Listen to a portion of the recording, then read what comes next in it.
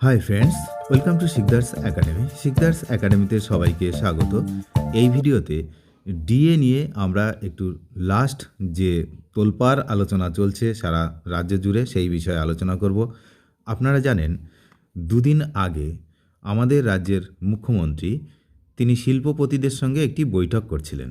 তো সেখানে ডিএ নিয়ে একটি চাঞ্চল্যকর মন্তব্য করেছেন যে ডিএ বাধ্যতামূলক নয়। যে কথাটা রাজ্য সরকারের আইনজীবীরাও কিন্তু কোর্টে একাধিকবার এই একই কথা বলেছেন যে ডিএ বাধ্যতামূলক নয়। সেই একই কথা রাজ্যের প্রশাসনিক প্রধান মুখ্যমন্ত্রীর মুখ থেকে কিন্তু বেরিয়েছে। তারপর থেকে এই বিষয় নিয়ে জোর জল্পনা শুরু হয়েছে এবং বিভিন্ন কর্মী নেতারা এই মুহূর্তে এই বিষয় নিয়ে কি মনে করছেন এবং কি যুক্তি দেখাচ্ছেন সেইগুলো কিন্তু এই ভিডিওতে আমরা জানব।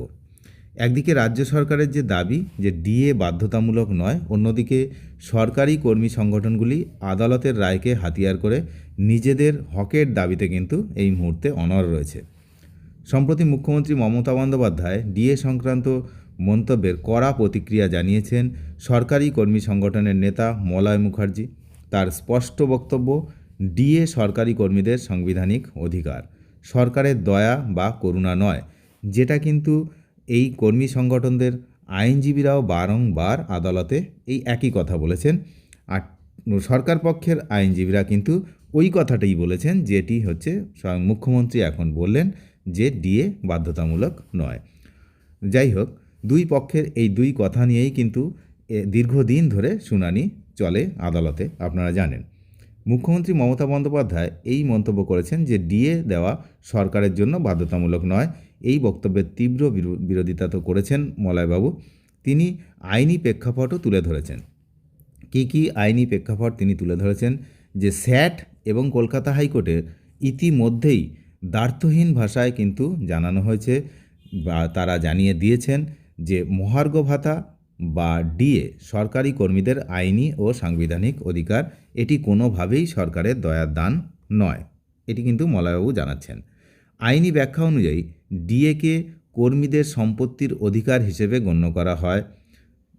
এটা কিন্তু বাজার দরের দ্রব্যমূল্যের যে বৃদ্ধি তার সঙ্গে সামঞ্জস্য রেখেই কর্মীদের বেতনের মান বজায় রাখা সরকারের দায়িত্বের মধ্যে পড়ে। সুপ্রিম কোর্ট যখন এই মামলা বিচারাধীন ছিল তখন হাইকোর্টের রায়ও কিন্তু বহাল রয়েছে। তখন ডিএ বাধ্যতামূলক নয় বলাটা কার্যত আদালতের অবমাননার শামিল বলেই মনে করছেন কর্মীরা তারা।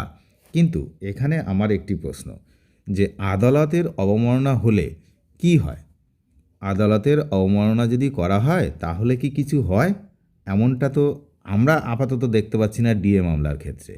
তার কারণ যখন 25% ডিএ অর্থাৎ বকেয়ার 25% ডিএ দেওয়ার জন্য নির্দেশ দেওয়া হলো, টাইমও বেঁধে দেওয়া হলো, তারপরেও তো সেই ডিএ দেওয়া হলো না। তারপরে সেই ডিএ না দিয়ে না মডিফিকেশান অ্যাপ্লিকেশান করা হয়েছে। আমি এটা জানতে চাইছি যে মডিফিকেশান অ্যাপ্লিকেশান যদি করা হয় তাহলে কি আদালতের রায়ের কোনো ভ্যালু থাকে না? তেমনটাই তো মনে হচ্ছে। যেই মডিফিকেশান আবেদন করলেন রাজ্যের পক্ষ থেকে, আবারও শুনানি শুরু হলো, আবার দীর্ঘদিন শুনানি হলো, শুনানি হওয়ার পরে রায় রিজার্ভ হলো। আর যে কন্টেম্পট কেসগুলো ফাইল হয়েছিল, অর্থাৎ আদালত অবমাননার যে 3খানা মামলা ফাইল হয়েছিল তার খবর কি, সেটা আমিও জানতে চাইছি এই যারা কর্মী নেতা রয়েছেন তাদের কাছেও। কারণ ওনারা বারবার আদালত অবমাননার সামিল হচ্ছে বা এর আগেও হয়েছে এটা ওনারা বলছেন, কিন্তু এর জন্য যে আইনি পদক্ষেপ নেওয়া হয়েছে তার খবর এখনও সুপ্রিম কোর্টে নেই কেন? বা সেই সম্পর্কে যদি কোনো খবর থাকে সেটা কিন্তু আমরা জানতে চাইছি। কারণ আদালত অবমাননা হলে তার তো একটা তার মানে কি পানিশমেন্ট, সেই পানিশমেন্ট তো দেখছি না। তাহলে কোনো রায় দেওয়া হলে তারপরে যদি সেই রায় না মানা হয়, তার ক্ষেত্রে তার কি পানিশমেন্ট দেওয়া হলো, তাকে কি শাস্তি দেওয়া হলো, সেটা যদি জনসাধারণ না জানে বা শাস্তি যদি না দেওয়া হয়, তাহলে তো সেই একই পথে বারংবার চলবে যেমনটা হচ্ছে, এবং আগামী দিনেও তাই হবে বলেই আমার মনে হয়।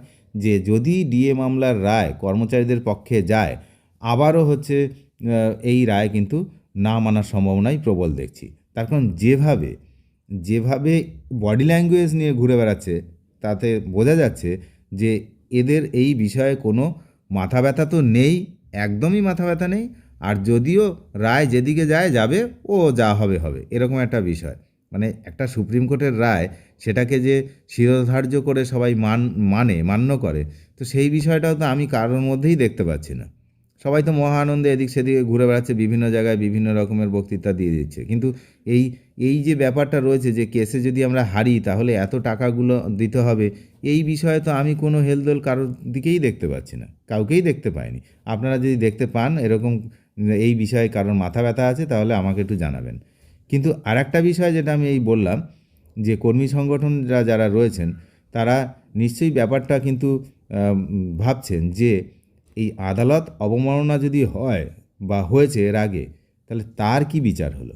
যে মামলার রায় হয়ে গেছিল, সেই মামলার রায়কে মডিফিকেশান করলেই কি আদালত অবমাননার হয় না? এটা আমার জানার খুবই ইচ্ছা জেগেছে হঠাৎ করে। কারণ যা দেখতে পাচ্ছি তাতে ভবিষ্যৎ, এই ডিএর ভবিষ্যৎ কোথায়, সেটা কিন্তু কোনো রূপ আইডিয়া করতে আমরা পারছি না এই মুহূর্তে, যেটা খুবই খারাপ খবর। কারণ হচ্ছে এই যে ডিএ এতদিনের বকেয়া, তারপরে এই মুহূর্তে যে রাজ্যের প্রশাসনিক প্রধানের মুখ থেকে যদি এটা বেরোয় যে বাধ্যতামূলক নয়, রায় এখনও রিজার্ভ রয়েছে, এর আগে একাধিকবার রায় দেওয়া হয়েছে কর্মীদের পক্ষে, তারপরে রাজ্যের প্রশাসনিক প্রধান তিনি যখন বলছেন যে এই দিয়ে দেওয়াটা বাধ্যতামূলক নয়, তাহলে কনফার্ম এক প্রকার যে রায় কী হবে বা রায় হলে কি করবেন সেগুলো তো কনফার্ম হয়ে রয়েছেন। তা না হলে এরকম হঠাৎ করে মানে এরকম একটা কথা কিভাবে বলেন? যাই হোক, আপনারাই সেটা বলবেন কমেন্টে যে কি চলছে এই মুহূর্তে, ডিএটা কি আদৌ দেওয়া হবে কি হবে না, এই বিষয়ে কিন্তু এখন যথেষ্ট সন্দেহ দানা বাঁধছে। যথেষ্ট সন্দেহ রয়েছে আমার যে আদৌ এই ডিএ দেওয়া হবে কি হবে না। যাই হোক, যদি সরকারের দাবি অনুযায়ী 8% হারে ডিএ দেওয়া হতো, তবে 5 বছরে মোট 40% ডিএ পাওয়ার কথা ছিল কর্মীদের, কিন্তু বাস্তবে তারা পেয়েছেন অর্ধেকেরও কম, অর্থাৎ 18%। মলয়বাবু দাবি অনুযায়ী যেটা করেছেন, ওনার দাবি অনুযায়ী বর্তমান কেন্দ্রীয় সরকারি কর্মীরা 58% ডিএ পাচ্ছেন, সেই তুলনায় রাজ্য কর্মীরা 18% ডিএ পাচ্ছেন, এটা সবাই জানে। তো এটা উনি আবার বলেছেন, অর্থাৎ প্রতি 100 টাকায় কর্মীরা প্রায় 40 টাকা কম বেতন পাচ্ছেন। ষষ্ঠ বেতন কমিশনের ভূমিকা নিয়েও প্রশ্ন তুলেছেন কমিশনের চেয়ারম্যান অভিরূপ সরকার। ওনার বিরুদ্ধে গুরুতর অভিযোগ এনেছেন কর্মী নেতারা। তারা অভিযোগ করছেন অভিরূপ সরকার রাজনৈতিক চাপে বা ইচ্ছাকৃতভাবে all India consumer price index অর্থাৎ এআইসিপিআই মেনে চলার সুপারিশ রিপোর্ট থেকে বাদ দিয়েছেন।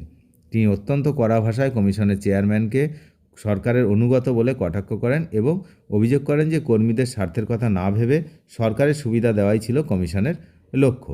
সেটা তো শুধু ওনাকে, ওই অভিরূপ বাবুকেই বলে লাভ কি? আমি তো দেখতে পাচ্ছি সরকারের সুবিধা দেওয়ার লক্ষ্য এখন সবারই রয়েছে, অনেকেরই আছে যে সরকারকে সুবিধা পাইয়ে দিচ্ছে। তা মানে মেন লক্ষ্য হচ্ছে যাতে সরকারের সুবিধা হয়, ডিএটা যাতে না দিতে হয়। যেরকম হচ্ছে বিভিন্ন আইনজীবী যারা ছিলেন, আইনজীবীরা তো তাদের কাজ করছেন, তাদের যে পক্ষে রাখা হবে সেই পক্ষের হয়ে তারা সওয়াল করবেন, এটা স্বাভাবিক, তেমনটাই করেছেন। তো যাই হোক, শুনানির সময় আমরা দেখেছি যে আজকের শুনানি পিছিয়ে নিয়ে কালকে, তারপরে মানে সুপ্রিম কোর্টের যে একটা নিজস্ব যে ভাবমূর্তি, যে আমার এই দিন শুনানি হবে তো হবে, যে উপস্থিত থাকবে কি থাকবে না সেটা অন্য কথা, এই দিন রায় হবে তো হবে, কিন্তু সেই রকম কোনো জোর বা এইরকম আমি দেখছি না এখন আপাতত কোর্টের যে দুটো কোর্টেই আমি যা দেখতে পাচ্ছি, যে এই রকম যে জোর খাটিয়ে যেটা অর্ডার, যে কোর্টে কী দেয়, কোর্ট হচ্ছে অর্ডার দেয়, সেই যে অর্ডার, সেই অর্ডার জিনিসটা কিন্তু আমি এখন আর আমার চাক্ষুষ হচ্ছে না ব্যাপারটা, যে অর্ডার দেওয়া হয়েছে, অর্ডার মানে অর্ডারই মানতেই হবে, আর না মানলে পানিশমেন্ট, কড়া পানিশমেন্ট, তো সেরকম কিছু এখন আর দেখতে পাওয়া যাচ্ছে না, যার জন্য অপরাধের প্রবণতাও অনেকটাই বাড়ছে সারা দেশ জুড়ে। যাই হোক, তো গত 8ই সেপ্টেম্বর সুপ্রিম কোর্টে মামলা চূড়ান্ত শুনানি তো হয়েছে এবং সেটা এখনও রায়দান হয়নি। তো ডিসেম্বর মাস শেষ হয়ে গেল, ডিসেম্বর মাসে শীতকালীন ছুটিও শুরু হয়ে গেছে, সুতরাং জানুয়ারি মাসে আবার এই আদালত খুলবে, তারপরে আদালতের উপরেই তাকিয়ে থাকতে হবে। আমাদের তো একটাই ভরসা, সাধারণ মানুষের, গরিব মানুষের, তাদের একটাই ভরসা, সেটা হচ্ছে আদালত। তাও গরিব মানুষ বললে ভুল হবে, কারণ গরিব মানুষরা আদালত পর্যন্ত পৌঁছাতেই পারেন না, কারণ ওখানে সবই হচ্ছে টাকার খেলা চলে। মানে যেটা হচ্ছে যাদের বেশি ভালো উকিল, যে যত ভালো লয়ার নিতে পারবেন পয়সা খরচ করে, তার তেমন, গরিবদের জন্য কিন্তু কিছু নেই। ঠিক আছে, যেমনটা বলা হয় যে গরিবদের আর কিছু না থাকলে শেষ ভরসা বিচার ব্যবস্থা, কিন্তু সেটা কিন্তু ওটা কথার কথা। অ্যাকচুয়ালি বিচার ব্যবস্থায় ঢুকতে গেলে কত কী খরচ হয় কী হয় সেটা কিন্তু আপনারা অনেকেই ভালো করে জানেন। যাই হোক, এখন দেখা যাক যে এটা নিয়ে কি চলে। তবে সারা রাজ্য জুড়ে যে একটা তোলপাড় সৃষ্টিই হয়েছে যে প্রশাসনিক প্রধান তিনি যখন বলছেন যে বাধ্যতামূলক নয়, যদিও ওনার আইনজীবীরা অনেকবার এই একই কথা বলেছেন, সেই কথাটাই হয়তো উনি বলেছেন, কিন্তু শেষ এই মুহূর্তে যখন ডিএর রায়দানটা রিজার্ভ রয়েছে তখন এই কথাটা কিন্তু অত্যন্ত তাৎপর্যপূর্ণ বলেই আমার মনে হচ্ছে। আপনাদের কি মনে হচ্ছে আপনারা কমেন্ট বক্সে নিশ্চয়ই কমেন্ট করে জানাবেন। ভালো থাকবেন সবাই। অনেক ধন্যবাদ শেষ পর্যন্ত দেখার জন্য।